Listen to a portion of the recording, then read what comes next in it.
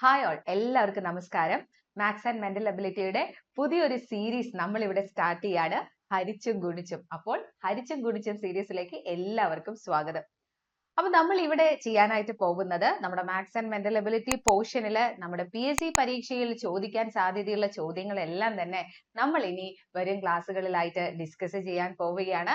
അതുപോലെ തന്നെ നമുക്ക് പല ടോപ്പിക്കുകളും അത് റിലേറ്റഡ് ആയിട്ട് വരുന്ന ചോദ്യങ്ങളും PSC അടുത്തിടെ കഴിഞ്ഞ എക്സാമുകളിലൊക്കെ ചോദിച്ച ചോദ്യങ്ങളും എല്ലാം തന്നെ മാത്സിന്റെ കംപ്ലീറ്റ് പാക്കേജ് ആയിരിക്കും നിങ്ങൾക്ക് ഇവിടെ ലഭിക്കാനായിട്ട് പോകുന്നത്. ഓക്കെ, സോ ആദ്യത്തെ ക്ലാസ്, ഇന്നത്തെ ക്ലാസ്സിൽ നമ്മൾ നോക്കാനായിട്ട് പോകുന്നത്, നമുക്കറിയാം അടുത്ത പരീക്ഷകളിലൊക്കെ ആയിട്ട് SCERT ഭാഗത്ത് നിന്നുള്ള ചോദ്യങ്ങൾ കൂടുതലായിട്ട് കടന്നു വരുന്നത് നമ്മൾ ശ്രദ്ധിച്ചിട്ടുണ്ടാവും അല്ലെ. അപ്പൊ നമുക്ക് ഇന്ന് SCERTയിലെ കുറച്ച് ചോദ്യങ്ങളാണ് പഠിക്കാനായിട്ടുള്ളത്. അപ്പൊ നിങ്ങൾ എല്ലാവരും റെഡി അല്ലേ? നമുക്ക് നോക്കാം ഏതൊക്കെയാണ് ഇന്നത്തെ ചോദ്യം. ഓക്കെ, അപ്പൊ ആദ്യത്തെ ചോദ്യം നോക്കൂ. അപ്പൊ എല്ലാവർക്കും ഈ ഉപരിതല വിസ്തീർണം, പരപ്പളവ് എന്നൊക്കെ കാണുമ്പോൾ ആകെ കൂടെ ഒരു ബേജാറാണ് അല്ലെ. കാരണം ഇതിന്റെയൊക്കെ ഫോർമുല പഠിക്കണം, അറിഞ്ഞിരിക്കണം. അപ്പോൾ ഇമ്പോർട്ടന്റ് ആയിട്ട് നമുക്ക് അറിഞ്ഞു വെക്കേണ്ട ഫോർമുലകളും കാര്യങ്ങളും ഒക്കെ നമുക്ക് അങ്ങ് നോക്കി പോകാം. യെസ്, അപ്പോ ഫസ്റ്റ് ക്വസ്റ്റ്യൻ ഇതാണ്. 40 സെന്റിമീറ്റർ ഉപരിതല വിസ്തീർണമുള്ള ഒരു ഗോളം മുറിച്ച് 2 അർദ്ധഗോളങ്ങളാക്കി മാറ്റിയാൽ അവ ഓരോന്നിന്റെയും ഉപരിതല വിസ്തീർണം എത്രയായിരിക്കും എന്നുള്ളത്. 50 centimetre square, 40 centimetre square, 30 centimetre square, 20 centimetre square. അപ്പൊ ഇവിടെ എന്താ തന്നിട്ടുള്ളത്? ഗോളമാണ് അല്ലെ. ഗോളം ഒരു ബോളിന്റെ ആകൃതിയിലാണ് ഗോളം ഉണ്ടായിരിക്കുക അല്ലെ. 3 ഡയമെൻഷണൽ ഫിഗറുകളാണ്, ത്രിമാന രൂപങ്ങളാണ് ഈ ഗോളം, അർദ്ധഗോളം എന്നൊക്കെ പറയുന്നത്. അപ്പോ നമ്മുടെ കയ്യിൽ ഈ ഒരു ബോൾ പോലെയുള്ള ആ ഗോളത്തിന്റെ ഉപരിതല വിസ്തീർണം എന്ന് പറഞ്ഞാൽ ചുറ്റുമുള്ള വിസ്തീർണം. ഇപ്പൊ സപ്പോസ് ആ ബോളിന് ചുറ്റും നമ്മൾ പെയിന്റ് ചെയ്യാന്ന് വിചാരിക്കുക. ആ ഒരു ചുറ്റിലുമുള്ള വിസ്തീർണത്തെയാണ് നമ്മൾ ഉപരിതല വിസ്തീർണം എന്ന് പറയുന്നത്.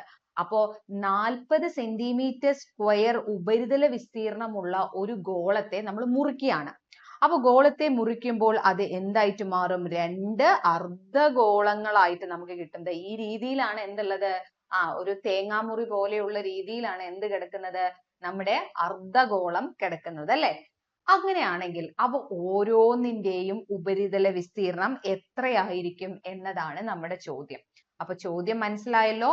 ഒരു ഗോളം ഉണ്ട്, 40 സെന്റിമീറ്റർ സ്ക്വയർ ആണ് അതിന്റെ ഉപരിതല വിസ്തീർണം. അങ്ങനെയാണെങ്കിൽ അവയെ മുറിച്ച് 2 അർദ്ധഗോളമാക്കി മാറ്റിക്കഴിഞ്ഞാൽ അവ ഓരോന്നിന്റെയും ഉപരിതല വിസ്തീർണം എത്രയാണ് എന്നതാണ് നമുക്ക് ചോദ്യം. സിമ്പിൾ ട്രിക്കിലൂടെ നമുക്ക് പഠിക്കാം. നിങ്ങളോട് ഒരു ഗോളം തന്ന് അതിന്റെ ഉപരിതല വിസ്തീർണം തന്ന് അതിനെ എന്താക്കി മാറ്റുവാണെന്നാ പറയുന്നത്? 2 അർദ്ധഗോളങ്ങളാക്കി മാറ്റുന്ന ടൈപ്പ് ചോദ്യമാണെങ്കിൽ മക്കളെ, അതിലെ ഒരു അർദ്ധഗോളത്തിന്റെ ഉപരിതല വിസ്തീർണം കാണാൻ നിങ്ങൾ ഗോളത്തിന്റെ ഉപരിതല വിസ്തീർണത്തെ ജസ്റ്റ് 3/4 കൊണ്ട് മൾട്ടിപ്ലൈ ചെയ്താൽ മതി. ഗോളത്തിന്റെ ഉപരിതല വിസ്തീർണം ഇൻറ്റു 3/4 ചെയ്ത് കഴിഞ്ഞാൽ നമുക്ക് അർദ്ധഗോളത്തിന്റെ ഉപരിതല വിസ്തീർണം കിട്ടും. അപ്പോ ഇവിടെ തന്നിട്ടുള്ളത് നമ്മുടെ ഗോളത്തിന്റെ ഉപരിതല വിസ്തീർണം 40 സെന്റിമീറ്റർ സ്ക്വയർ ആണ്. 40 സെന്റിമീറ്റർ സ്ക്വയർ ഇൻറ്റു 3/4 ചെയ്താൽ ഈ 4 40-ൽ 10 തവണ പോവും. 10 ഇൻറ്റു 30 സെന്റിമീറ്റർ സ്ക്വയർ ആയിരിക്കും നമ്മുടെ ഒരു അർദ്ധഗോളത്തിന്റെ ഉപരിതല വിസ്തീർണം എന്ന് പറയുന്നത്. ഓപ്ഷൻ സി ആണ് ശരി ഉത്തരം. ഓക്കെ, അപ്പൊ എത്ര സിമ്പിൾ ആയിട്ട് ചെയ്യാം നോക്കൂ. ഇതേ പാറ്റേണിൽ തന്നെ ചോദ്യം വരും. ഒരു ഗോളത്തിന്റെ ഉപരിതല വിസ്തീർണം തന്ന് അതിനെ 2 അർദ്ധഗോളമാക്കി മാറ്റിയാൽ അവ ഓരോന്നിന്റെയും ഉപരിതല വിസ്തീർണം എത്ര എന്ന് ചോദിച്ചാൽ എന്താണ് നമ്മൾ ചെയ്യേണ്ടത്? തന്നിട്ടുള്ള ഗോളത്തിന്റെ ഉപരിതല വിസ്തീർണത്തെ ജസ്റ്റ് 3/4 കൊണ്ട് ഗുണിച്ചാൽ മതിയാവും. അപ്പോ ഇവിടുന്ന് നമുക്ക് ഗോളത്തിന്റെ ഉപരിതല വിസ്തീർണം കാണാനുള്ള ഫോർമുല ഒന്ന് ജസ്റ്റ് നോക്കാം. ഗോളത്തിന്റെ ഉപരിതല വിസ്തീർണം എന്ന് പറയുന്നത് 4πr² ആണ് കേട്ടോ. 4πr² ആണ്, 4πr² ആണ് ഗോളത്തിന്റെ ഉപരിതല വിസ്തീർണം കാണാനുള്ള സമവാക്യം. അതുപോലെ തന്നെ അർദ്ധഗോളത്തിന്റെ ഉപരിതല വിസ്തീർണം എന്ന് പറയുന്നത് 3πr² ആണ്. അപ്പൊ ഈ 2 ഫോർമുലകളും നിങ്ങളൊന്ന് നോട്ട് ചെയ്ത് വെച്ചോളൂ. ശരിക്കും നമ്മൾ ഇത് എങ്ങനെയാ ചെയ്യുന്നത് എന്ന് വെച്ച് കഴിഞ്ഞാല്, നമ്മൾക്ക് തന്നിട്ടുള്ളത് ഗോളത്തിന്റെ ഉപരിതല വിസ്തീർണം ആണല്ലേ. 4πr² ആണ് ഇവിടെ തന്നിട്ടുള്ളത് 40 എന്ന്. അപ്പൊ ഇവിടുന്ന് നമ്മൾ പൈ ആർ സ്ക്വയർ കണ്ടുപിടിക്കും. 40നെ 4 കൊണ്ട് ഹരിക്കും അല്ലെ. 40നെ 4 കൊണ്ട് ഹരിക്കുമ്പോൾ നമുക്ക് 10 എന്ന് കിട്ടും പൈ ആർ സ്ക്വയർ. ഇനി അർദ്ധഗോളത്തിന്റെ ഉപരിതല വിസ്തീർണം 3 പൈ ആർ സ്ക്വയർ ആണല്ലോ. അപ്പോ 3 × 10 30. ഇങ്ങനെ നമുക്ക് ഫോർമുല ഉപയോഗിച്ച് ചെയ്യാം. പക്ഷെ ഈ ഫോർമുല ഒന്നും നമുക്ക് ഉപയോഗിക്കേണ്ട ആവശ്യം വരുന്നില്ല. എന്ത് പഠിച്ചു വെച്ച് കഴിഞ്ഞാൽ ഒരു ഗോളത്തിന്റെ ഉപരിതല വിസ്തീർണം തന്ന് അർദ്ധഗോളത്തിന്റെ ഉപരിതല വിസ്തീർണം ചോദിക്കുകയാണെങ്കിൽ തന്നിട്ടുള്ള ഗോളത്തിന്റെ ഉപരിതല വിസ്തീർണത്തെ 3/4 കൊണ്ട് ഗുണിച്ചാൽ മതിയാവും. ഓക്കെ, അപ്പൊ ഫോർമുല ജസ്റ്റ് ഒന്ന് നോക്കി വെച്ചോളൂ. പക്ഷെ ഈ രീതി ഇതാണ് ഏറ്റവും എളുപ്പത്തിൽ ചെയ്യാൻ പറ്റുന്ന രീതി. ഓപ്ഷൻ സി ആണ് കറക്റ്റ് ആൻസർ. അടുത്ത ചോദ്യം അതേ പാറ്റേണിലുള്ള ചോദ്യമാണ്. 100 സെന്റിമീറ്റർ സ്ക്വയർ ഉപരിതല വിസ്തീർണമുള്ള ഒരു ഗോളം മുറിച്ച് 2 അർദ്ധഗോളങ്ങളാക്കി മാറ്റിയാൽ അവ ഓരോന്നിന്റെയും ഉപരിതല വിസ്തീർണം എത്ര എന്നാണ് ചോദിച്ചിട്ടുള്ളത് അല്ലെ. എന്താ ചെയ്യേണ്ടത്? തന്നിട്ടുള്ള ഉപരിതല വിസ്തീർണം തന്നിട്ടുള്ളത് ഒരു ഗോളത്തിന്റെ ഉപരിതല വിസ്തീർണമാണ്. അത് ഇൻറ്റു 3/4 ചെയ്യേണ്ട ആവശ്യമേ ഉള്ളൂ. സിമ്പിൾ ആയിട്ട് അല്ലെ. 100ല് 4 25 തവണ പോകും. 25 × 3 നമ്മളുടെ ആൻസർ 75 സെന്റിമീറ്റർ സ്ക്വയർ ആണ്. സിമ്പിൾ ആയിട്ട് നമുക്ക് ആൻസർ പറയാം ഓപ്ഷൻ ബി ആണെന്ന്. ഓക്കെ, അപ്പൊ ഓർത്ത് വെക്കണേ, ഒരു ഗോളത്തിന്റെ ഉപരിതല വിസ്തീർണം തന്ന് അത് മുറിച്ച് 2 അർദ്ധഗോളമാക്കി മാറ്റിയാൽ അവ ഓരോന്നിന്റെയും ഉപരിതല വിസ്തീർണം എന്ന് ചോദിച്ചാൽ 75 സെന്റിമീറ്റർ സ്ക്വയർ വീതമാണ്. അടുത്തത് 800 മീറ്റർ സ്ക്വയർ ഉപരിതല വിസ്തീർണമുള്ള ഒരു ഗോളം മുറിച്ച് 2 അർദ്ധഗോളമാക്കി മാറ്റിയാൽ അവ ഓരോന്നിന്റെയും ഉപരിതല പരപ്പളവ്, ഉപരിതല വിസ്തീർണം എന്ന് പറഞ്ഞാലും ഉപരിതല പരപ്പളവ് എന്ന് പറഞ്ഞാലും ഒന്ന് തന്നെയാണ് കേട്ടോ. അപ്പോ ഉപരിതല വിസ്തീർണം അല്ലെങ്കിൽ ഉപരിതല പരപ്പളവ് എന്ന് പറഞ്ഞു കഴിഞ്ഞാൽ നമ്മൾ ചെയ്യേണ്ടത് എന്താ? തന്നിട്ടുള്ള ഗോളത്തിന്റെ ഉപരിതല വിസ്തീർണമായ 800 മീറ്റർ സ്ക്വയറിനെ 3/4 കൊണ്ട് ഗുണിച്ചാ മതി. 4 8ല് 2 തവണ പോയി ഇവിടെ 200 ആവും. 3 2 6 600 മീറ്റർ സ്ക്വയർ ആയിരിക്കും നമ്മളുടെ അർദ്ധഗോളത്തിന്റെ ഉപരിതല വിസ്തീർണം വരുന്നത്. ഓപ്ഷൻ ബി ആണ് ശരി ഉത്തരം. ഓക്കെ, അപ്പൊ ഈ ഒരു പാറ്റേൺ പഠിച്ചല്ലോ. 3 ചോദ്യം നമ്മൾ നോക്കി. എളുപ്പത്തിൽ തന്നെ ചെയ്യാൻ പറ്റുന്ന പാറ്റേൺ ആണ് ഇവിടെ. തന്നിട്ടുള്ള ഗോളത്തിന്റെ ഉപരിതല വിസ്തീർണത്തെ എന്തുകൊണ്ടാണ് ഗുണിക്കേണ്ടത്? മറക്കരുത്, 3/4 കൊണ്ടാണ് ഗുണിക്കേണ്ടത്. അടുത്ത ചോദ്യം നോക്കാം. A 3,5 B 9,13 എന്നീ 2 ബിന്ദുക്കൾക്കിടയിലുള്ള അകലം എത്ര? അകലം അഥവാ ഡിസ്റ്റൻസ് ചോദിക്കുന്ന ചോദ്യമാണ് കേട്ടോ. അകലം. അപ്പൊ നമ്മളിപ്പോ ഗ്രാഫ് ഒക്കെ വരയ്ക്കുന്ന സമയത്ത് ഇങ്ങനെയാണല്ലോ. എക്സ് ആക്സിസ് ഉണ്ടാവും, വൈ ആക്സിസ് ഉണ്ടാവും അല്ലെ. ഇവിടെ നെഗറ്റീവ് നമ്പേഴ്സ് ആണ് എഴുതുക. അപ്പൊ എ എന്ന് പറയുന്ന പോയിന്റ് 3 5ലാണ്. അതായത് എക്സിലെ 3ഉം വൈയിലെ 5ഉം അത് രണ്ടും കൂടെ ജോയിൻ ചെയ്യുന്ന ഭാഗമായിരിക്കും എന്ത് വരിക? ഈ എ എന്ന് പറയുന്ന പോയിന്റ് 3,5 ഇങ്ങനെ. അതേപോലെ ബി എന്ന് പറയുന്നത് 9, എക്സിലെ 9ഉം വൈയിലെ 13ഉം കൂടെ ജോയിൻ ചെയ്യുന്ന പോയിന്റ് ആണ് നമ്മുടെ ബി അല്ലെ. അങ്ങനെയെങ്കിൽ ആ 2 ബിന്ദുക്കൾ, ഇപ്പൊ ഇങ്ങനെ 2 ബിന്ദുക്കൾ ഉണ്ടെങ്കിൽ ഈ 2 ബിന്ദുക്കൾക്കിടയിലുള്ള ഡിസ്റ്റൻസ് അഥവാ അകലമാണ് നമ്മളോട് ചോദിച്ചിട്ടുള്ളത്. അപ്പോ അകലം കാണാനായിട്ട് നമുക്ക് ചെറിയൊരു സമവാക്യം പഠിക്കാം. അകലം അഥവാ ഡിസ്റ്റൻസ് നമ്മളൊക്കെ സ്കൂളിൽ പഠിച്ചിട്ടുള്ളതാണ്. √(x1 - x2) the whole square plus y1 - y2 the whole square. Okay, എങ്ങനെയൊക്കെ ആയി കഴിഞ്ഞാൽ നമുക്ക് തന്നിട്ടുള്ള 2 പോയിന്റ്, ഒന്ന് x1 y1ഉം രണ്ടാമത്തേത് x2 y2ഉം ആയാൽ എപ്പോഴും കോർഡിനേറ്റ് പോയിന്റുകളാണ്, സൂചക സംഖ്യകൾ എന്നാണ് നമ്മൾ പറയുക. അപ്പോ അതിനകത്ത് എ എന്ന് തന്നിട്ടുള്ളതിന്റെ ആ ബ്രാക്കറ്റിനകത്ത് ആദ്യമുള്ള ആള് x1, രണ്ടാമതുള്ള ആള് y1. ബിക്കകത്ത് ആദ്യമുള്ള ആള് x2, രണ്ടാമതുള്ള ആള് y2. ഓക്കെ, അപ്പോ അകലം എന്ന് പറഞ്ഞാൽ എങ്ങനെയാണ്? ഡിസ്റ്റൻസ് ഫോർമുല എന്നാണ് നമ്മൾ പഠിച്ചിട്ടുള്ളത്. √(x1) ചിലര് x2 - x1 the whole square എന്നും പഠിച്ചിട്ടുണ്ടാവും. രണ്ടും ഒന്ന് തന്നെയാണ് കേട്ടോ. അകലം സമം √(x1 - x2 the whole square plus y1 - y2 the whole square. അപ്പൊ ഇവിടെ നമ്മളുടെ കയ്യിലുള്ള പോയിന്റ് എത്രയാ? എ എന്ന് പറയുന്നത് 3,5ഉം ബി എന്ന് പറയുന്നത് 9,13 ആണ് അല്ലെ. അപ്പൊ ഇവിടത്തെ x1ഉം x2ഉം ആരൊക്കെയാണെന്നൊന്ന് പറയാവോ? ഇതാണ് x1, ഇതാണ് y1. ഓക്കെ, മാറിപ്പോവരുത്. അറിയാതെ x1 x2 എന്ന് എടുക്കും. എപ്പോഴും ആദ്യം നിൽക്കുന്ന ആള് x എന്ന പേരിലും രണ്ടാമത് നിൽക്കുന്ന ആള് y എന്ന പേരിലുമേ അറിയപ്പെടുള്ളൂ. ഓക്കെ, അപ്പൊ നിങ്ങൾക്ക് തെറ്റില്ല. ആദ്യത്തെ പോയിന്റിന് x1 x2 എന്ന് എടുക്കില്ല, രണ്ടാമത്തെ ആൾക്ക് x എന്ന പേരില്ല, y എന്ന പേരേ ഉള്ളൂ. അപ്പൊ x1 y1 ഇതെന്തായിരിക്കും, x2 y2 എന്നായിരിക്കും. ഓക്കെ, സോ ഈ ഒരു ഫോർമുലയിൽ നമ്മൾ ഇട്ട് കൊടുക്കുമ്പോ റൂട്ട് ഓഫ് എന്താ വരിക, root of x1 minus x2. അപ്പൊ ആരാണ് x2, x1 3 മൈനസ് 9 അല്ലെ, 3 മൈനസ് 9 ഹോൾ സ്ക്വയർ ആണ് ചെയ്യേണ്ടത്. അപ്പൊ 3 മൈനസ് 9 എന്ന് പറഞ്ഞാൽ നമുക്ക് മൈനസ് 6 ആണെന്ന് അറിയാം അല്ലെ, നെഗറ്റീവ് 6 ആണെന്ന് അറിയാം. അതിന് സ്ക്വയർ ചെയ്താലോ, ഏതൊരു നെഗറ്റീവ് സംഖ്യയെ സ്ക്വയർ ചെയ്താലും അതൊരു പോസിറ്റീവ് സംഖ്യ ആയിരിക്കും അല്ലെ. അതുകൊണ്ട് ഞാൻ ഇവിടെ ജസ്റ്റ് r² എന്ന് മാത്രമേ എഴുതുന്നുള്ളൂ, മൈനസ് ഒന്നും ഇടുന്നില്ല. കാരണം മൈനസിന് സ്ക്വയർ ചെയ്താലും അത് പോസിറ്റീവ് സംഖ്യ ആയിരിക്കും. പ്ലസ് അടുത്ത് നോക്കുക, y1 മൈനസ് y2, 5 മൈനസ് 13, 13 5 പോയ 8 ആണ്. പക്ഷെ 5 മൈനസ് 13 എന്ന് പറയുമ്പോൾ മൈനസ് 8 ആണ് വരിക. മൈനസ് 8ന്റെ സ്ക്വയർ ചെയ്താലും ആൻസർ എന്തായിരിക്കും, പോസിറ്റീവ് ആയിരിക്കും അല്ലെ. അപ്പൊ അതുകൊണ്ട് നമ്മൾ ജസ്റ്റ് 8² എന്ന് എഴുതിയാൽ മതി. മനസ്സിലായില്ലേ, സൈൻ അവിടെ നോക്കേണ്ട ആവശ്യം വരുന്നില്ല. അപ്പോ റൂട്ട് ഓഫ് 6² 36 പ്ലസ് 8² 64 എന്ന് വന്നു. റൂട്ട് ഓഫ് 36 പ്ലസ് 64, 36ഉം 64ഉം കൂടെ കൂട്ടുമ്പോ നമുക്ക് 100 ആണ് വരുന്നത്. റൂട്ട് ഓഫ് 100 എത്രയാ വരിക, 10 സെന്റിമീറ്റർ. റൂട്ട് 100 എത്രയാണ്, 10 ആണ് അല്ലെ. റൂട്ട് 100 എന്ന് പറയുമ്പോൾ 10 സെന്റിമീറ്റർ ആണ്. സോ ഓപ്ഷൻ എ ആണ് നമ്മുടെ കറക്റ്റ് ആൻസർ ആയിട്ട് വരുന്നത്. അപ്പോ അകലം കാണാൻ എപ്പോഴും ചോദിക്കുന്നതാണ്. അകലം കാണാനുള്ള equation root of x1 minus x2 the whole square plus y1 minus y2 the whole square. Formula പഠിച്ചു വെച്ചേക്കാം. ഓക്കെ, തരുന്നത് a എന്ന് പറയുന്നത് 3 5 എന്ന് എഴുതിയ അതിലെ 3 x1 ഉം 5 y1 ഉം, b 9 13 എന്ന് എഴുതിയാൽ അതിലെ 9 x2 ഉം 13 y2. ക്ലിയർ ആണ് എന്ന് വിചാരിക്കുന്നു. അടുത്തൊരു ചോദ്യം നോക്കൂ. x 10 6 y 6 9 എന്നീ രണ്ട് ബിന്ദുക്കൾക്കിടയിലുള്ള അകലം എത്ര? അപ്പൊ നമുക്കൊന്ന് പെട്ടെന്ന് ചെയ്തു നോക്കാം. x 10 6 അതുപോലെ y 6 9 ഇങ്ങനെ തന്നിട്ടുള്ളത് അല്ലെ.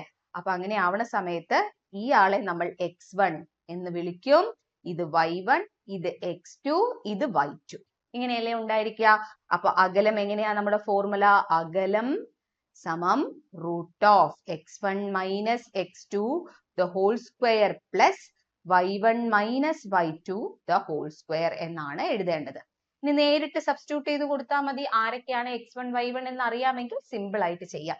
അതായത് 10 മൈനസ് 6 അല്ലെ, 10 മൈനസ് 6 സ്ക്വയർ പ്ലസ് ഇവിടെ എന്താ വരിക, 6 മൈനസ് 9 ഹോൾ സ്ക്വയർ. അപ്പൊ നെഗറ്റീവ് വന്നാലും സ്ക്വയർ ചെയ്യുമ്പോൾ അത് പോസിറ്റീവ് ആകും എന്ന് ഓർത്ത് വെച്ചാൽ മതി.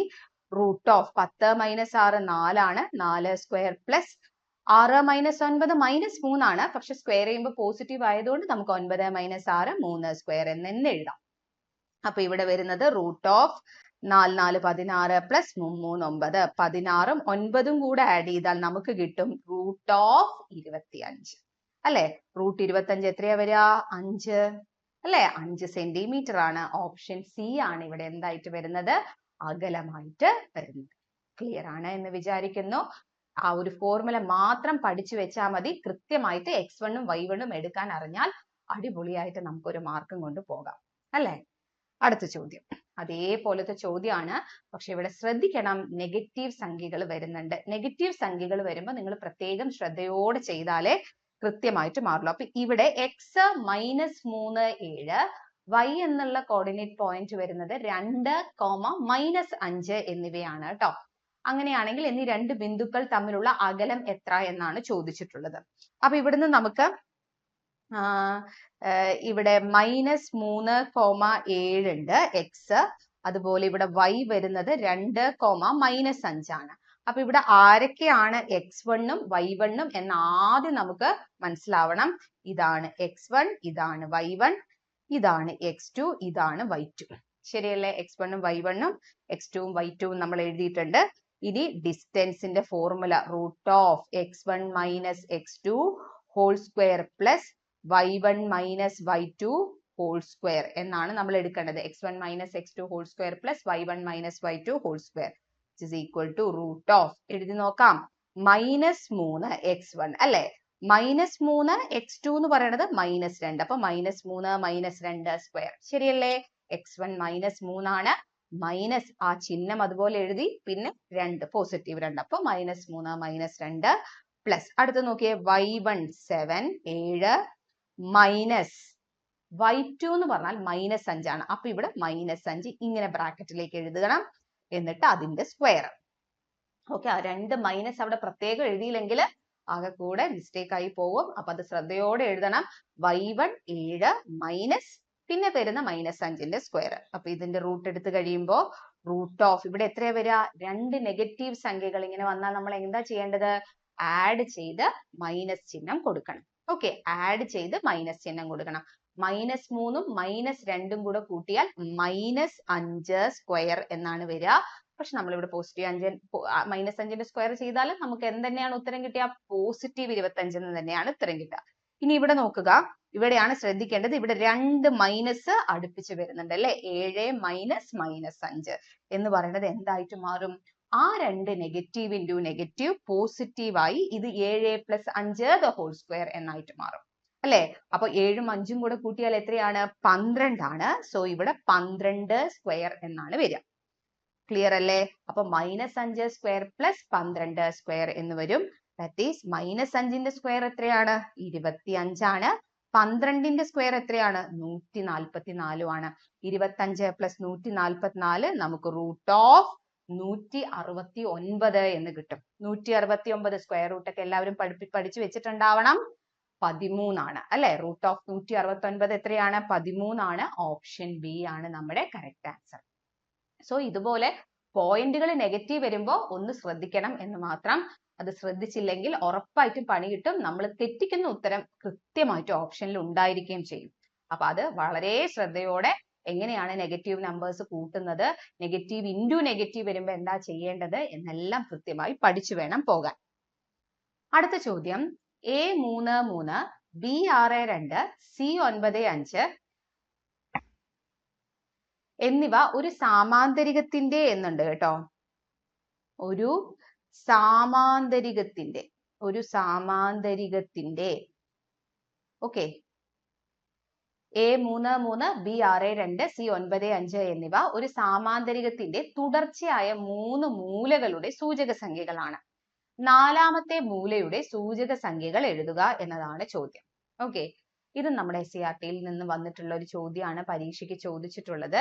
അതായത് സാമാന്തരികം എന്ന് പറഞ്ഞാൽ നിങ്ങൾക്ക് അറിയാലോ, 4 വശമുള്ളത് ഇങ്ങനെയുള്ളൊരു രൂപമാണ് സാമാന്തരികം എന്ന് പറയുന്നത്. ഓക്കെ, ഈ സാമാന്തരികത്തിന്റെ 3 മൂലകളാണ് നമുക്ക് തന്നിട്ടുള്ളത്. നമുക്ക് സപ്പോസ് ABCD എന്നിങ്ങനെ എടുത്തു കഴിഞ്ഞാൽ 3 മൂലകൾ. അതിൽ A എന്ന മൂലയുടെ സൂചക സംഖ്യ, കാരണം നമ്മൾ ഇത് ഗ്രാഫിൽ വരയ്ക്കുകയാണെങ്കിൽ വരുന്ന X കോർഡിനേറ്റും Y കോർഡിനേറ്റും, X സൂചക സംഖ്യയും Y സൂചക സംഖ്യയാണ് അവിടെ തന്നിട്ടുള്ളത്. A 3,3, B ആണെങ്കിൽ 6,2, C ആണെങ്കിൽ 9,5 ഇങ്ങനെയാണ് തന്നിട്ടുള്ളത് അല്ലെ? ഇതിന്റെ 4ാമത്തെ മൂലയുടെ സൂചക സംഖ്യ എഴുതുക എന്നതാണ് ചോദ്യം. ഓക്കെ, അപ്പോൾ ഈ ഒരു ക്വസ്റ്റ്യൻ നമുക്ക് വളരെ എളുപ്പത്തിൽ ഒരു ചെറിയ കാര്യം മനസ്സിലാക്കി വെച്ചാൽ ചെയ്യാവുന്നതേ ഉള്ളൂ. ഓക്കെ, അപ്പൊ നോക്കിയാലോ എങ്ങനെയാണെന്ന്. D ആണ് 4ാമത്തെ മൂല. അതിന്റെ സൂചക സംഖ്യ നമുക്ക് അറിയില്ല. നമുക്ക് സപ്പോസ് അത് x, y ആണെന്ന് വിചാരിക്കാം. ഓക്കെ, അറിയില്ലല്ലോ. അപ്പൊ x, y ആണെന്ന് വിചാരിക്കാം. D എന്നുള്ളതിന്റെ സൂചക സംഖ്യ x, y ആണെന്ന് വിചാരിക്കാം. ഇനി നിങ്ങൾ ചെയ്യേണ്ടത് ഇതിലെ 2 എതിർമൂലകൾ തമ്മിൽ ഇങ്ങനെ ജോയിൻ ചെയ്യാം. ജോയിൻ ചെയ്യുമ്പോൾ ശ്രദ്ധിക്കേണ്ടത് ആ എതിർമൂലകളിലുള്ള സൂചക സംഖ്യകൾ നമുക്ക് അറിയുന്നതായിരിക്കും. ഇപ്പൊ നിങ്ങൾ ബിയും ഡിയും കൂടെ ജോയിൻ ചെയ്താൽ D നമുക്ക് അൺനോൺ ആണ്, അറിയില്ല അല്ലെ? പക്ഷെ എയുടെയും സിയുടെയും ക്വസ്റ്റ്യനിൽ തന്നിട്ടുണ്ട്, നമുക്ക് അറിയാവുന്നതാണ്. ഇങ്ങനെ 2 പേരെ എന്ത് ചെയ്യുക? ജോയിൻ ചെയ്യാം. ഇനി നിങ്ങൾക്ക് x ആണ് കണ്ടുപിടിക്കേണ്ട ആദ്യം അല്ലെ? എക്സും വൈയും ആണ് നമുക്ക് കാണേണ്ടത്. അപ്പോഴാണ് ഡിയുടെ സൂചക സംഖ്യകളാകുക. അപ്പൊ x കണ്ടുപിടിക്കാൻ വേണ്ടിയിട്ട് നമ്മൾ ചെയ്യേണ്ടത്, നമ്മൾ ഇപ്പൊ 2 അറ്റം ജോയിൻ ചെയ്തിട്ടുണ്ടല്ലോ, അവരുടെ 2 പേരുടെയും ആദ്യത്തെ ആൾക്കാർ, അതായത് x കോർഡിനേറ്റുകൾ. അപ്പൊ x കോർഡിനേറ്റുകൾ എന്ന് ഞാൻ പറഞ്ഞാൽ നിങ്ങൾ മനസ്സിലാക്കേണ്ടത് ആദ്യത്തെ സംഖ്യകൾ. A എന്ന പോയിന്റിലെ ആദ്യത്തെ സംഖ്യ 3, C എന്ന പോയിന്റിലെ ആദ്യത്തെ സംഖ്യ 9. അപ്പോ എയുടെ ആദ്യത്തെ സംഖ്യനെയാണ് x കോർഡിനേറ്റ് എന്ന് പറയുക. സിയുടെ ആദ്യത്തെ സംഖ്യയാണ് x കോർഡിനേറ്റ്. സിയുടെ 2ാമത്തെ സംഖ്യയാണ് സിയുടെ y കോർഡിനേറ്റ്. എയുടെ രണ്ടാമത്തെ സംഖ്യയാണ് എയുടെ y കോർഡിനേറ്റ്. ഓക്കെ, അപ്പൊ ആദ്യം ചെയ്യേണ്ടത് എക്സ് കണ്ടുപിടിക്കാൻ എയുടെയും സിയുടെയും എക്സ് കോർഡിനേറ്റുകളെ തമ്മിൽ കൂട്ടുക. അതായത് 3 + 9. ക്ലിയർ അല്ലേ? 3ഉം 9. എയുടെ ആദ്യത്തെ സംഖ്യയായ 3ഉം സിയുടെ ആദ്യത്തെ സംഖ്യയായ 9ഉം. ഇനി അവിടെ ഒരു ബി ഇരിക്കുന്നില്ലേ? ആ ബിയുടെ എക്സ് കോർഡിനേറ്റിനെ അങ്ങ് മൈനസ് ചെയ്യാം. ബിയുടെ എക്സ് കോർഡിനേറ്റിനെ മൈനസ് ചെയ്യാം. സെറ്റ് ആണോ? എയുടെയും സിയുടെയും എക്സ് കോർഡിനേറ്റുകളെ കൂട്ടി ബിയുടെ എക്സ് കോർഡിനേറ്റിനെ മൈനസ് ചെയ്താൽ നാലാമത്തെ മൂലയുടെ എക്സ് കോർഡിനേറ്റ് നമുക്ക് കിട്ടും. അപ്പൊ എന്താ വരിക? 9 3ഉം കൂടെ കൂട്ടിയാൽ 12. 12ൽ നിന്നും 6 പോയി കഴിഞ്ഞാൽ നമ്മുടെ ഉത്തരം 6. അപ്പോ ഡിയുടെ എക്സ് കോർഡിനേറ്റ് എന്ന് പറയുന്നത് 6 ആണ്. അപ്പൊ നമ്മുടെ ഓപ്ഷൻ ഡി നമുക്ക് ക്യാൻസൽ ചെയ്യാം. എ ബി സിയിലെ ആരോ ആണ് ഉത്തരം. അപ്പൊ ഇനി y കോർഡിനേറ്റും കൂടെ കണ്ടുപിടിക്കണം. y കോർഡിനേറ്റ് എങ്ങനെ അറിയോ കണ്ടുപിടിക്കുക? ഇതേ പ്രൊസീജിയർ തന്നെ എയുടെ y കോർഡിനേറ്റും സിയുടെ y കോർഡിനേറ്റും തമ്മിൽ കൂട്ടുക, ബിയുടെ y കോർഡിനേറ്റിനെ മൈനസ് ചെയ്യുക. അതായത് എയിലെ രണ്ടാമത്തെ സംഖ്യയും സിയുടെ രണ്ടാമത്തെ സംഖ്യയും കൂട്ടിയിട്ട് ബിയുടെ രണ്ടാമത്തെ സംഖ്യയെ മൈനസ് ചെയ്യുക. അപ്പൊ എയുടെ രണ്ടാമത്തെ സംഖ്യ 3 പ്ലസ് സിയുടെ രണ്ടാമത്തെ സംഖ്യ 5. 3 + 5 എന്ന് വരും. ഇനി ബിയുടെ രണ്ടാമത്തെ സംഖ്യയായ -2നെ മൈനസ് ചെയ്യാം. അപ്പൊ എത്രയാ വരിക? 5ഉം 3ഉം 8. 8ൽ നിന്നും 2 പോയി കഴിഞ്ഞാൽ 6 എന്ന് കിട്ടും. ഓക്കെ, സിമ്പിൾ അല്ലേ? 8 - 2 6. ഓപ്ഷൻ ബി 6,6 ആണ് നമ്മുടെ നാലാമത്തെ മൂലയുടെ സൂചക സംഖ്യകൾ എന്ന് പറയുന്നത്. ക്ലിയർ ആയോ? എളുപ്പമല്ലേ പരിപാടി? ഇത് നമുക്ക് വലിയ കാര്യമായിട്ടൊന്നും തന്നെ പഠിക്കാറില്ല. ഇത് കൃത്യമായി മനസ്സിലാക്കി വെച്ചാൽ ഇതുപോലെ തന്നെയാണ് പരീക്ഷയ്ക്ക് ചോദിക്കുന്നത്. ഇത് 10ാം ക്ലാസ്സിലെ കുട്ടികൾ പഠിക്കുന്നതാണ്. അപ്പൊ നമ്മൾ എന്തായാലും ഇത് അറിഞ്ഞിരിക്കണം. അടുത്ത ചോദ്യം നോക്കാം. A 3 4 B 3 8 C 9 8. ഇത് നമ്മൾ നേരത്തെ പറഞ്ഞതുപോലെ തന്നെ സാമാന്തരികത്തിന്റെ എന്നുണ്ട്. സാമാന്തരികത്തിന്റെ തുടർച്ചയായ 3 മൂലകളുടെ സൂചക സംഖ്യകളാണെങ്കിൽ നാലാമത്തെ മൂലയുടെ സൂചക സംഖ്യ എഴുതുക എന്ന്. അപ്പൊ നമ്മൾ വീണ്ടും അതേപോലെ തന്നെ ഇങ്ങനെ വരയ്ക്കുകയാണ്. ഇതാണ് നമ്മുടെ എന്ത്? സാമാന്തരികം എന്ന് പറയുന്നത് അല്ലെ? അതിലെ A തന്നിട്ടുണ്ട് 3,4, B തന്നിട്ടുണ്ട് 3,8, C തന്നിട്ടുണ്ട് 9,8. അങ്ങനെയാണെങ്കിൽ D ആണ് നമുക്ക് കാണേണ്ടത് അല്ലെ? അപ്പൊ ഡിയുടെ കോർഡിനേറ്റുകൾ നമുക്ക് അറിയില്ല. അറിയാത്തത് കൊണ്ട് XY എന്ന് എഴുതി. ചെയ്തു നോക്കാം. എക്സ് കണ്ടുപിടിക്കാൻ നമ്മൾ ചെയ്യേണ്ടത് അറിയുന്ന 2 കോർഡിനേറ്റുകളെ തമ്മിൽ ജോയിൻ ചെയ്യുക. എതിർമൂലകൾ തമ്മിൽ ജോയിൻ ചെയ്യുക. എയും സിയും ജോയിൻ ചെയ്തു. ഇനി എയുടെ ആദ്യത്തെ സംഖ്യ പ്ലസ് സിയുടെ ആദ്യത്തെ സംഖ്യ മൈനസ് ബിയുടെ ആദ്യത്തെ സംഖ്യ. എയുടെ ആദ്യത്തെ സംഖ്യ പ്ലസ് സിയുടെ ആദ്യത്തെ സംഖ്യ മൈനസ് ബിയുടെ ആദ്യത്തെ സംഖ്യ. അപ്പൊ നമുക്ക് 3 + 9 - 3 +3ഉം -3ഉം നമുക്ക് ക്യാൻസൽ ചെയ്ത് കളഞ്ഞ് x = 9 എന്ന് കിട്ടും. x = 9 അല്ലേ? ഇനി അടുത്തത് y കണ്ടുപിടിക്കാൻ എന്താ ചെയ്യണ്ടേ? എയുടെ രണ്ടാമത്തെ സംഖ്യയായ 4 സിയുടെ രണ്ടാമത്തെ സംഖ്യയായ 8 മൈനസ് ബിയുടെ രണ്ടാമത്തെ സംഖ്യയായ 8. എങ്ങനെയാണ്? എയുടെ രണ്ടാമത്തെ സംഖ്യയായ 4 പ്ലസ് സിയുടെ രണ്ടാമത്തെ സംഖ്യയായ 8 മൈനസ് ബിയുടെ രണ്ടാമത്തെ സംഖ്യയായ 8. +8ഉം -8ഉം ക്യാൻസൽ ചെയ്യാം. y എന്ന് പറയുന്നത് 4 ആയിരിക്കും. ക്ലിയർ അല്ലേ? അപ്പോ നമ്മുടെ ആൻസർ എന്ന് പറയുന്നത് ഡി നാലാം മൂല എന്ന് പറയുന്നത് 9,4 ആയിരിക്കും. അറിയാതെ 4,9 എന്ന് എഴുതരുത്. x ആദ്യം y രണ്ടാമത് തന്നെ കൊടുക്കണം. 9,4. ഓപ്ഷൻ ഡി ആണ് നമ്മുടെ ശരി ഉത്തരമായിട്ട് വരുന്നത്. ക്ലിയർ അല്ലേ? ഓക്കെ അല്ലേ? സിമ്പിൾ ആയിട്ട് ചെയ്യാവുന്നതേ ഉള്ളൂ. അടുത്ത ചോദ്യം നോക്കൂ. A -2 3, B 6 7, C 8 3. ഇത് സാമാന്തരികത്തിന്റെ തുടർച്ചയായ 3 മൂലകളുടെ സൂചക സംഖ്യകളാണ്. നാലാമത്തെ മൂലയുടെ സൂചക സംഖ്യകൾ കണ്ടെത്തുക. വീണ്ടും നമുക്ക് ഇതേപോലെ വരയ്ക്കാം. A തന്നിട്ടുണ്ട്. ഇവിടെ -2 3 മൈനസ് ഒക്കെ വരുന്നുണ്ട്. അതുകൊണ്ട് ശ്രദ്ധിക്കണം. B എന്ന് പറയുന്നത് 6,7. C എത്രയാണ്? 8,3. ഡി എക്സ് കോമ വൈ എന്ന് കൊടുക്കാം. ഡി ആണ് നമുക്ക് കണ്ടെത്തേണ്ടത്. എതിർമൂലകൾ തമ്മിൽ ജസ്റ്റ് ഒന്ന് ജോയിൻ ചെയ്യുക, അത് അറിയാൻ വേണ്ടിയിട്ടാണ്. അത് ജോയിൻ ചെയ്യണം നിർബന്ധമൊന്നുമില്ല, നിങ്ങൾക്ക് മനസ്സിലായെങ്കിൽ നേരിട്ട് നോക്കി എഴുതിയാൽ മതി. അപ്പോ എക്സ് കണ്ടുപിടിക്കാൻ എന്താ നമ്മൾ ചെയ്യേണ്ടത്? എയുടെ ആദ്യ സംഖ്യയായ -2, സിയുടെ ആദ്യ സംഖ്യയായ +8, -2 +8. ഇനി ബിയുടെ ആദ്യ സംഖ്യയായ -6 കുറയ്ക്കുക. ഓക്കെ, അപ്പൊ എത്രയാ വരിക?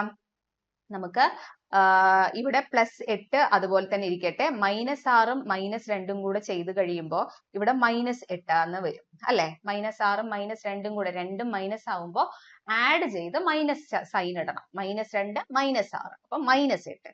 ഇനി +8 -8 ഒരേ സംഖ്യക്ക് വ്യത്യസ്ത ചിഹ്നം ഉണ്ടെങ്കിൽ അവയുടെ ഉത്തരം എന്ന് പറയുന്നത് 0 ആയിരിക്കും. ഒരേ സംഖ്യ വ്യത്യസ്ത ചിഹ്നം വന്നു കഴിഞ്ഞാൽ അവരുടെ ഉത്തരം എന്താണ്? അവർ ക്യാൻസൽ ആയിട്ട് 0 ആയിരിക്കും ഉത്തരം വരിക. അപ്പൊ എക്സ് കോർഡിനേറ്റ് എന്ന് പറയുന്നത് 0 ആണ്. ഇനി നമുക്ക് സത്യത്തിൽ അടുത്തത് ചെയ്യേണ്ട ആവശ്യമേ വരുന്നില്ല. എക്സ് കോർഡിനേറ്റ് 0 ആയിട്ട് ഒരൊറ്റ ഓപ്ഷനേ ഉള്ളൂ, ഡി മാത്രം. 0, -1 ആയിരിക്കും ഉത്തരം. എങ്കിലും നമുക്കൊന്ന് കൺഫർമേഷന് വേണ്ടി ചെയ്തു നോക്കാം. എയുടെ രണ്ടാമത്തെ സംഖ്യ പ്ലസ് സിയുടെ രണ്ടാമത്തെ സംഖ്യ മൈനസ് ബിയുടെ രണ്ടാമത്തെ സംഖ്യ അല്ലെ. 3 + 3 മൈനസ് എത്രയാ വരിക? 7. 3ഉം 3ഉം 6 ആണ്. 6 - 7. 6 - 7 എങ്ങനെയാ ചെയ്യാ? വലുതിൽ നിന്നും ചെറുത് കുറച്ച് വലുതിന്റെ ചിഹ്നം കൊടുക്കണം. വലുതിൽ നിന്നും ചെറുത് കുറച്ചാൽ 1, വലുതിന്റെ ചിഹ്നം മൈനസ്. അങ്ങനെ നമുക്ക് -1ഉം 0, -1 ഇങ്ങനെയാണ് നമ്മുടെ ഡിയുടെ സൂചക സംഖ്യകൾ വരുന്നത്. ഡിയുടെ സൂചക സംഖ്യകളാണ് 0, -1. ഓക്കെ, അപ്പൊ ഒരു 3 ചോദ്യം ചോദിച്ചപ്പോ ഈ ഒരു ക്വസ്റ്റ്യൻ നിങ്ങൾക്ക് പക്ക ആയില്ലേ? ക്ലിയർ ആയില്ലേ? അടിപൊളിയായി ചെയ്യാമല്ലോ. അപ്പൊ ഈ പരീക്ഷയ്ക്ക് വന്നു കഴിഞ്ഞാൽ ആരും മിസ് ചെയ്യരുത്. അത്ര എളുപ്പമാണ് ഈ ഒരു ചോദ്യം നമുക്ക് ചെയ്യാൻ വേണ്ടിയിട്ട്. ഇനി നെക്സ്റ്റ് ക്വസ്റ്റ്യൻ, കലണ്ടറിൽ 4 സംഖ്യകളുള്ള ഒരു സമചതുരം അടയാളപ്പെടുത്തി അതിലെ സംഖ്യകളെല്ലാം കൂട്ടിയപ്പോൾ 80 കിട്ടി. വലിയ സംഖ്യ ഏത്?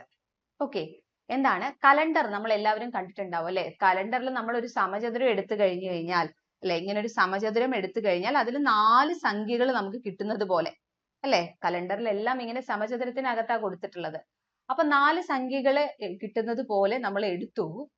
അതില് ഈ 4 സംഖ്യകളും കൂടെ കൂട്ടിയപ്പോൾ 80 കിട്ടി എന്നാണ് പറയുന്നത്. അങ്ങനെയാണെങ്കിൽ അതിലെ വലിയ സംഖ്യ ഏത് എന്നതാണ് ചോദ്യം. സത്യത്തില് നമ്മളിപ്പോ ഇവിടുത്തെ ഒരു സംഖ്യ നമുക്ക് അറിയില്ല അല്ലെ. എക്സ് എന്നാണ് ആ സംഖ്യയെങ്കിൽ അതിലെ അടുത്ത സംഖ്യ എത്രയായിരിക്കും? തൊട്ടടുത്ത് കിടക്കുന്ന സംഖ്യ അതിനോട് 1 കൂട്ടിയതായിരിക്കും. ഇപ്പൊ ഇന്ന് 5-ാം തീയതി ആണെങ്കിൽ അതിന്റെ തൊട്ടടുത്ത് വരുന്നത് ആരായിരിക്കും? 6-ാം തീയതി ആയിരിക്കും. അതായത് 5നോട് 1 കൂട്ടിയത്, അതാണ് x+1. ഇനി അതിന് താഴെ വരുന്നത് എങ്ങനെയായിരിക്കും അറിയോ? x+7 ആയിരിക്കും. അതായത് ആ മുകളിലുള്ള നമ്പറിനോട് 7 കൂട്ടിയ സംഖ്യ ആയിരിക്കും അതിന് താഴെ ഉണ്ടാവുക. അതിന്റെ അടുത്ത് കിടക്കുന്നത് x+8 ആയിരിക്കും. ഇങ്ങനെയാണ് ശരിക്കും നമ്മുടെ കലണ്ടറിനകത്ത് എന്ത് വരുന്നത്? ഡേറ്റ്സ് വരുന്നത് കേട്ടോ. ആദ്യത്തേത് x എടുത്താൽ അതിന്റെ തൊട്ടടുത്ത് x+1 ആയിരിക്കും. തൊട്ട് താഴെ x+7ഉം അതിന്റെ അടുത്ത് x+8 ആയിരിക്കും. ഓക്കെ, അപ്പൊ ഇവരെ എല്ലാവരെയും കൂടെ കൂട്ടിയപ്പോൾ 80 കിട്ടി. അപ്പൊ നമ്മൾ സാധാരണ ഈ x + x+1 + x+7 + x+8 ഇതൊക്കെ കൂടെ കൂട്ടി എത്ര 80 കിട്ടി എന്ന് പറഞ്ഞാൽ അവിടെ നിന്ന് x കണ്ടുപിടിക്കും. x കണ്ടുപിടിച്ചു കഴിഞ്ഞാൽ വലിയ സംഖ്യ എന്ന് പറയുന്നത് x+8 ആണ്. അപ്പൊ x+8 എത്രയാണെന്ന് നോക്കും. ഇതാണ് സത്യത്തിൽ ഇത് ചെയ്യുന്ന രീതി. പക്ഷേ ഇതൊന്നും ചെയ്യാണ്ട് നമുക്കൊരു സിമ്പിൾ ട്രിക്ക് ഉപയോഗിച്ച് അല്ലെങ്കിൽ എളുപ്പവഴി ഉപയോഗിച്ച് എങ്ങനെയാ ചെയ്യാൻ നോക്കാം. ഓക്കെ, അപ്പൊ കലണ്ടറിലെ 4 സംഖ്യകളാണ് നമ്മൾ തിരഞ്ഞെടുത്തിട്ടുള്ളത് അല്ലെ. 4 സംഖ്യകൾ തിരഞ്ഞെടുത്തിട്ടാണ് നമ്മൾ സമചതുരം ഉണ്ടാക്കിയിട്ടുള്ളത്. അപ്പൊ നമ്മൾ ചെയ്യേണ്ടത് കൂട്ടിക്കിട്ടുന്ന സംഖ്യ ഹരിക്കണം 4. കൂട്ടിക്കിട്ടുന്ന സംഖ്യ ഹരിക്കണം 4. 80നെ എന്ത് ചെയ്യണം? 4 കൊണ്ട് ആദ്യം നിങ്ങൾ ഹരിക്കണം. കാരണം 4 ബോക്സ് ആണ് നമ്മൾ എടുത്തിട്ടിരിക്കുന്നത്. 4 സംഖ്യകളുള്ള ഒരു സമചതുരം എടുത്തത്. എന്നിട്ട് നമ്മൾ ചെയ്യേണ്ടത് 80നെ 4 കൊണ്ട് ഹരിക്കുക. എത്ര കിട്ടും? 20 എന്ന് കിട്ടും. ഓക്കെ, 80നെ 4 കൊണ്ട് ഹരിച്ചാൽ 20 എന്ന് കിട്ടും. ഇനി നിങ്ങൾക്ക് വലിയ സംഖ്യയാണ് കണ്ടുപിടിക്കേണ്ടതെങ്കിൽ ഈ 20നോട് ആ 4നെ ആഡ് ചെയ്താൽ മതി. 20നോട് 4നെ ആഡ് ചെയ്താൽ മതി. 24 ആയിരിക്കും വലിയ സംഖ്യ. ഓക്കെ, സിമ്പിൾ അല്ലേ? എന്താ ചെയ്തത്? കൂട്ടിയപ്പോ എത്രയാ കിട്ടിയത്? അതിനെ 4 കൊണ്ട് ഹരിക്കുക. ആ കിട്ടുന്ന സംഖ്യയുടെ കൂടെ 4 കൂട്ടിയാൽ വലിയ സംഖ്യയായി. ഇനി ചെറിയ സംഖ്യയാണ് നിങ്ങളോട് ചോദിക്കുന്നതെങ്കിൽ, ചെറിയ സംഖ്യയാണ് ചോദിക്കുന്നതെങ്കിൽ 20ൽ നിന്നും ആ 4നെ കുറച്ചാൽ മതി. 20ൽ നിന്നും 4 കുറയ്ക്കുമ്പോൾ 16 ആയിരിക്കും ചെറിയ സംഖ്യ. ഓക്കെ, നിങ്ങൾക്ക് സംശയം ഉണ്ടെങ്കിൽ x+1, x+7, x+8 എന്നിവയെ കൂട്ടുക, എന്നിട്ട് സമം 80 എന്ന് കൊടുത്ത് x കണ്ടുപിടിക്കുക. ഓക്കെ, അപ്പോ x നിങ്ങൾക്ക് എത്രയായിരിക്കും കിട്ടുക എന്നറിയോ? 16 ആയിരിക്കും കിട്ടുക. x+8 24 ആയിരിക്കും കിട്ടുക. അപ്പോൾ ഈ ഒരു കാര്യം മാത്രം ഒന്ന് ഓർത്ത് വെച്ചാൽ മതി. കൂട്ടി കിട്ടുന്ന സംഖ്യ by 4. ഓക്കെ, അപ്പോ ആൻസർ വരുന്നത്, നമ്മളോട് വലിയ സംഖ്യയാണ് ചോദിച്ചിട്ടുള്ളത്. അപ്പോ നമ്മുടെ ആൻസർ 20 അല്ല, 24 അല്ലെ? 24 വലിയ സംഖ്യ എന്ന് പറയുന്നത് 24 ആണ്. ഓപ്ഷൻ ഡി ആണ്. ഓക്കെ, അടുത്തൊരു ചോദ്യം നോക്കൂ. കലണ്ടറിലെ 4 സംഖ്യകളുള്ള ഒരു സമചതുരം അടയാളപ്പെടുത്തി അതിലെ സംഖ്യകളെല്ലാം കൂട്ടിയപ്പോൾ 72 കിട്ടിയെങ്കിൽ വലിയ സംഖ്യ ഏത്? ഇനി നിങ്ങൾ വലിയ സംഖ്യ ചോദിച്ചോളൂ, ചെറിയ സംഖ്യ ചോദിച്ചോളൂ, ഏതാണെങ്കിലും നമുക്ക് ഉത്തരവുണ്ട് അല്ലെ? ചെയ്യേണ്ടത് ഇത്രയേ ഉള്ളൂ, 72നെ 4 കൊണ്ട് ഹരിക്കുക. ആദ്യം ചെയ്യേണ്ടത് കൂട്ടിക്കിട്ടിയ ആ സംഖ്യ, കൂട്ടിയപ്പോൾ എത്രയാണോ കിട്ടിയത് അതിനെ 4 കൊണ്ട് ഹരിക്കുന്നു. അപ്പൊ എത്ര കിട്ടുക? 4 കൊണ്ട് കട്ട് ചെയ്ത് കഴിഞ്ഞാൽ ഇവിടെ വരുന്നത് 1 4 4 8 4 32 അല്ലെ? 18 എന്ന് വരും അല്ലെ? 18 ആണ് നമ്മുടെ 72നെ 4 കൊണ്ട് ഹരിച്ചാലുള്ള സംഖ്യ. ഇനി നമ്മളോട് ചോദിച്ചിട്ടുള്ളത് വലിയ സംഖ്യയല്ലേ? വലിയ സംഖ്യ എന്ന് പറഞ്ഞു കഴിഞ്ഞാൽ വലിയ സംഖ്യ ഈ 18നോട് 4 കൂട്ടുന്നു. കഴിഞ്ഞു, അത്രയേ ഉള്ളൂ. 18നോട് 4 കൂട്ടി കഴിഞ്ഞാൽ 22. വലിയ സംഖ്യ എത്രയാ വരിക? 22 ആണ് വരിക. ഓപ്ഷൻ എ ആണ് ശരി ഉത്തരം. ചെറിയ സംഖ്യ എത്രയായിരിക്കും വരിക? 18ൽ നിന്ന് ജസ്റ്റ് 4നെ കുറയ്ക്കുക. 18ൽ നിന്ന് 4 പോയാൽ 14 ആയിരിക്കും ഇവിടുത്തെ എന്ത്? ചെറിയ സംഖ്യ എന്ന് പറയുന്നത്. അടുത്ത ചോദ്യം നോക്കൂ. കലണ്ടറിലെ 4 സംഖ്യകളുള്ള ഒരു സമചതുരം അടയാളപ്പെടുത്തി അതിലെ സംഖ്യകളെല്ലാം കൂട്ടിയപ്പോൾ 108 കിട്ടി. ചെറിയ സംഖ്യയാണ് നിങ്ങളോട് ചോദിച്ചിട്ടുള്ളത്. വലുതാണോ ചെറുതാണോ ചോദിച്ചിട്ടുള്ളത് എന്ന് കൃത്യമായി മനസ്സിലാക്കണം. അപ്പൊ എല്ലാവരെയും കൂടെ കൂട്ടിയപ്പോൾ 108 ആണ് കിട്ടിയത്. ചെറിയ സംഖ്യയാണ് അല്ലെ? അപ്പൊ കൂട്ടിക്കിട്ടിയ 108നെ എന്തുകൊണ്ട് ഹരിക്കണം? 4 കൊണ്ട് നമ്മൾ ആദ്യം ഹരിക്കണം. 108നെ 4 കൊണ്ട് ഹരിച്ചാൽ എത്രയാ വരിക? 24 8 7 4 28 അല്ലെ? 27 ആണ് വരിക. ഇനി ചെറിയ സംഖ്യയാണ് ചോദിച്ചിട്ടുള്ളത്. ചെറിയ സംഖ്യ എന്ന് പറഞ്ഞാൽ 27ൽ നിന്ന് നമ്മൾ 4നെ എന്ത് ചെയ്യണം? കുറയ്ക്കണം. 27 മൈനസ് 4 എന്ന് പറയുമ്പോൾ 23 ആയിരിക്കും നമ്മുടെ ഉത്തരം വരിക. ചെറിയ സംഖ്യ എന്ന് പറയുമ്പോൾ -4, വലിയ സംഖ്യ എന്ന് പറയുമ്പോൾ +4. അത് മാത്രം ശ്രദ്ധിച്ചാൽ മതി കേട്ടോ. ആദ്യം കൂട്ടിക്കിട്ടിയ സംഖ്യ 4 കൊണ്ട് ഹരിക്കുക. ചെറുത് ചോദിച്ചാൽ -4 ചെയ്യുക, വലുത് ചോദിച്ചാൽ +4 ചെയ്യുക. 23 ഓപ്ഷൻ ബി ആണ് നമ്മുടെ കറക്റ്റ് ആൻസർ ആയിട്ട് വരുന്നത്. ഓക്കെ, ക്ലിയർ അല്ലേ? അപ്പോ SCERT ബേസ് ചെയ്തിട്ടുള്ള വളരെ സിമ്പിൾ ആയിട്ടുള്ള എന്നാൽ വളരെ ഇമ്പോർട്ടന്റ് ആയിട്ടുള്ള കുറച്ച് ചോദ്യങ്ങളാണ് ഇന്നത്തെ ക്ലാസ്സിൽ നമ്മൾ പഠിച്ചത്. ഇതെല്ലാവർക്കും കൃത്യമായി മനസ്സിലായി എന്ന് വിചാരിക്കുന്നു. അപ്പോൾ നിങ്ങൾക്ക് മനസ്സിലായെങ്കിൽ തീർച്ചയായിട്ടും നിങ്ങൾ ഈ വീഡിയോയ്ക്ക് താഴെ കമന്റ് ചെയ്യണം. അപ്പോൾ ഇനി അടുത്തത് എന്ത് ടോപ്പിക്കാണ് അല്ലെങ്കിൽ എന്ത് ചോദ്യങ്ങളാണ് ഈ ഒരു സീരീസിൽ നമ്മൾ ഉൾപ്പെടുത്തേണ്ടത് എന്നും കൂടെ നിങ്ങൾ ഈ വീഡിയോയ്ക്ക് താഴെ കമന്റ് ചെയ്യുക. തീർച്ചയായിട്ടും നമുക്ക് അതെല്ലാം പരിഗണിച്ച് മുന്നോട്ട് ക്ലാസ്സുകൾ കൊണ്ടുപോകാവുന്നതാണ്. ഓക്കെ, അപ്പോൾ എല്ലാവർക്കും താങ്ക് യു സോ മച്ച്.